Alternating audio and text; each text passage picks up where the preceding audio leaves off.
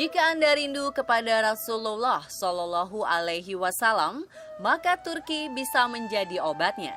Istana Topkapi di kota Istanbul, Turki, menyimpan ratusan koleksi spesial peninggalan Islam. Dan yang paling istimewa adalah peninggalan Nabi Muhammad Shallallahu Alaihi Wasallam.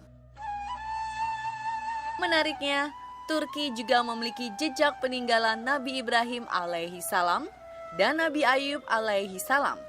Jejaknya ini tersebar dari Istanbul, Konya, hingga kota Sanliurfa di bagian tenggara Turki. Dan malam ini kami akan mengajak Anda menjelajahi Turki, mencari jejak peninggalan di negara yang dikenal dengan sebutan Negeri Seribu Masjid ini.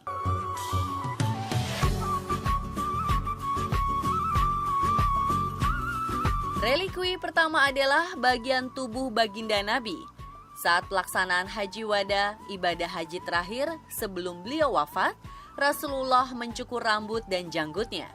Dan atas perintah Rasul, sebagian rambut dan janggut diberikan kepada kaum muslimin, sedangkan sebagian lagi disimpan. Sebagian rambut janggut yang dikumpulkan khusus oleh para sahabat Nabi ini akhirnya dibawa ke Turki dan kini dapat dilihat di Istana Topkapi. Di dalam etalase ini juga tersimpan gigi Rasulullah Shallallahu Alaihi Wasallam. Koleksi gigi ini merupakan gigi baginda Nabi yang tanggal pada saat perang Uhud. Gigi beliau tersimpan di kotak emas berhiaskan batu-batu permata. Yang tak kalah membuat merinding adalah melihat langsung cetakan telapak kaki Rasulullah Shallallahu Alaihi Wasallam.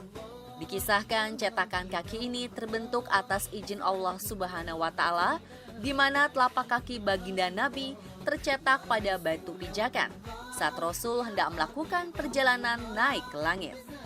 Yang terdapat di Museum Topkapi adalah telapak kaki kanan baginda Rasul.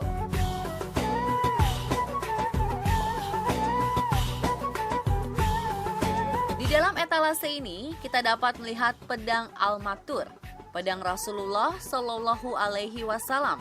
Pedang ini memiliki panjang 99 cm dengan sarungnya berlapis emas. Bagian gagangnya melengkung bertatahkan batu zamrud dan pirus dengan hiasan dua kepala ular. Rasulullah membawa pedang ini saat hijrah dari Mekah ke Madinah hingga beliau memberikannya kepada Ali bin Abi Thalib. Sedangkan pedang kedua Rasul, Al-Qadib, memiliki berat tanpa sarung 930 gram. Pedang sepanjang 100 cm ini adalah pedang pertahanan atau pedang persahabatan dan tidak digunakan untuk pertempuran.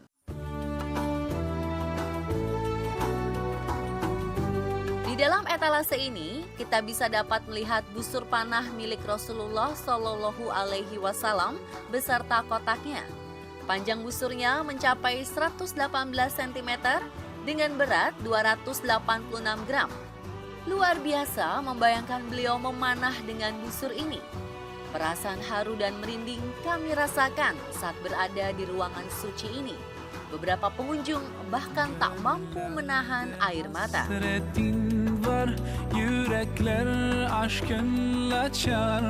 Dari Istanbul, tim On The Spot akan mengajak Anda ke kota para nabi, Sanliurfa. Disebut sebagai kota para nabi, Sanliurfa yang dekat dengan Suriah ini memiliki sejarah dengan beberapa nabi. Mulai dari sejarah kelahiran Nabi Ibrahim alaihi salam, kisah kesabaran Nabi Ayub alaihi salam, makam Nabi Ilyasa alaihi salam, hingga kisah handuk atau sapu tangan yang dikirimkan oleh Nabi Isa alaihi salam ke kota ini.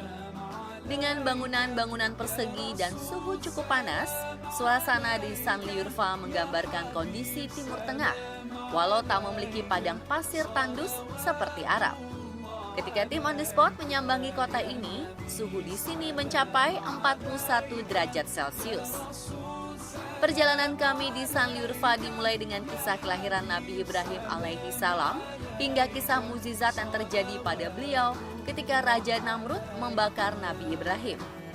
Berjalan melewati halaman Masjid Mevlid-i Khalil, kami menuju sebuah gua tempat kelahiran Nabi Ibrahim alaihi salam. Beliau tinggal di gua ini selama 15 bulan. Walau hanya 15 bulan, begitu keluar dari gua ini, beliau terlihat seperti telah berusia 15 tahun. Rivayete göre Hazreti İbrahim'in doğduğu mağara bu mağaradır. Bu mağarada 15 ay süre kaldığı rivayet edilir.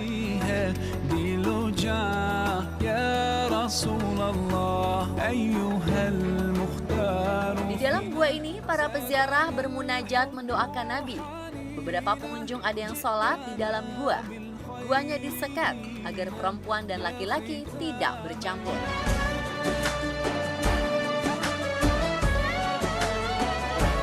Pintu masuk guanya cukup kecil, hanya cukup untuk satu orang saja. Jadi kita harus bergantian dan sedikit merunduk ketika memasuki gua. Tiba di dalam gua, tergambar kondisi yang tidak terlalu luas. Masing-masing sisi hanya cukup untuk sekitar 10 orang saja. Di dalam gua terdapat mata air. Hampir setiap peziarah menyempatkan untuk meminum air ini. Sebagian lagi bahkan mewadahi dan membawa pulang airnya.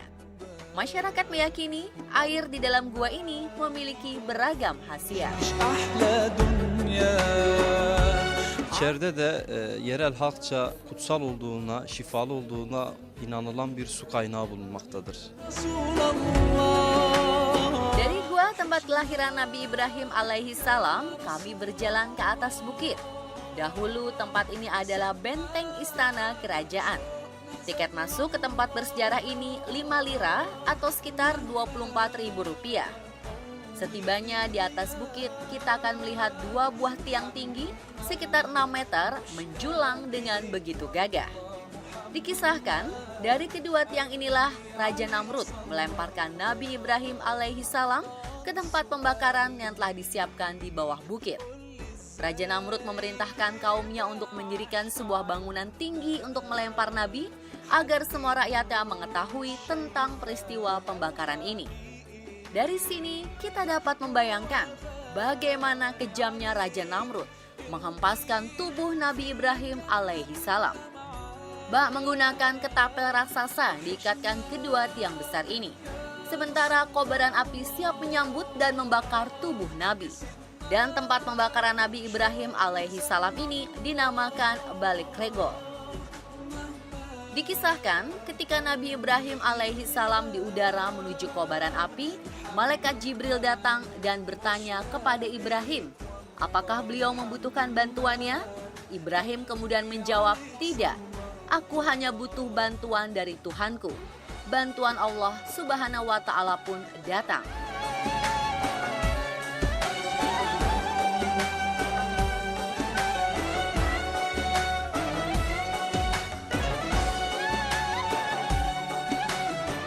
Rivayet olunur ki Nemrut Hazreti İbrahim'i yakmak için bu mekana büyük bir ateş yığını yaptı ve Urfa Kalesi'nden Hazreti İbrahim'i buraya atmaya çalıştı.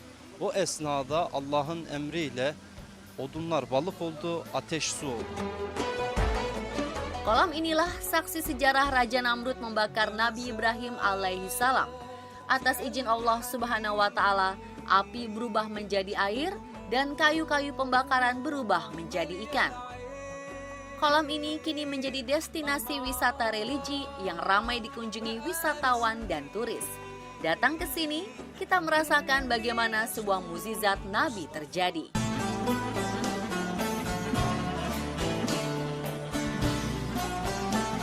Perjalanan kami lanjutkan menuju Eyüp Gambes atau Nabi Ayub dalam bahasa Turki.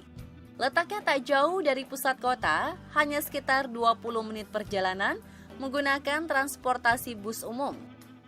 Tibalah kami di Hazreti Eyüp Gambes Sabir Makema atau Monumen Kebesaran Nabi Ayub.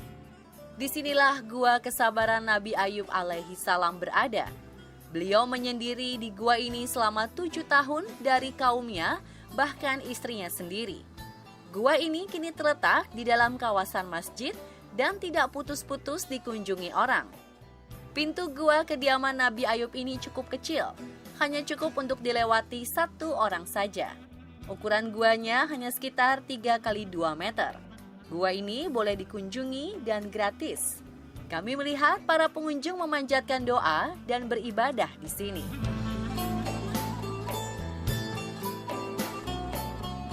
Berjarak sekitar 20 meter dari gua, terdapat sebuah sumur Nabi Ayub alaihi salam. Sumur ini tercipta mirip seperti kisah sumur Zam-Zam. Ketika itu Allah Subhanahu wa Ta'ala memerintahkan Nabi Ayub alaihi salam untuk menghentakkan kakinya ke tanah, menyemburlah mata air. Beliau kemudian mandi dengan air ini. Atas izin Allah Subhanahu wa Ta'ala, air ini meluruhkan seluruh penyakit beliau. Nabi Ayub alaihi salam berlutut dan berdoa mengekspresikan rasa syukur kepada Allah Subhanahu wa Ta'ala. Air yang mengalir dari sumur ini dipercaya dapat menyembuhkan berbagai penyakit kulit. Air mujarab ini kemudian disebut sebagai sifasu atau air penyembuh. Pemerintah Turki menyalurkan air sumur melalui pipa sehingga para pengunjung bebas mengambil air dari sumur Nabi Ayub alaihi salam. Ada yang langsung meminumnya, membasuh wajah dengan air ini, atau mewadahi air untuk dibawa. Sudah menjadi tradisi untuk membawa pulang air mujarab ini sebagai oleh-oleh sepulang dari Urfa. Tradisi ini layaknya orang-orang yang membawa Zam-Zam dari Mekah. Dan pemirsa, itulah jejak peninggalan Nabi di negeri Turki. Semoga tayangan tadi menambah ilmu pengetahuan dan mengobati rindu kita kepada Nabi.